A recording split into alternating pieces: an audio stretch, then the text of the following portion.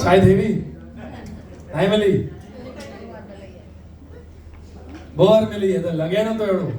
हरिओम में थोड़ा दम होना चाहिए हरिओम एक तो कांग्रेचुलेशन आज ये प्रोग्राम मुझे फेवरेट प्रोग्राम है એટલે અને मुझे पग भी मुलुंड तरफ જ गाते हैं एयरपोर्ट बपोर जो कंफर्म किया तो खबर भी एरोली में है क्योंकि लास्ट टाइम भी हम ओडा मुलुंड में आयो तो मेरी की तो चाहिए कि मुलुंड जाना है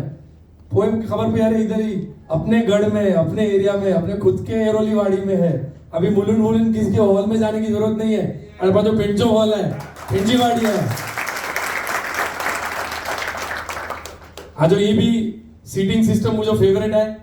क्योंकि जितना भी दिग्गज हुए पुठिया में और जो स्टूडेंट्स है वो आगड़ में मुझे ड्रीम है कि समाज जे मेरे प्रोग्राम में ये सिस्टम पाके करी है અને જેરી સમાજ में पहली बार करी हो ना જેરી टीम सक्सेसफुल होती पहली बार ત્યારે 100% वचन दिया तो स्टेज थी ही जो इनिशिएटिव सिरवा काम स्टार्ट के ने जो मोटा अनाउंसमेंट करी दो जेर पहली बार ही थी तो वार लगती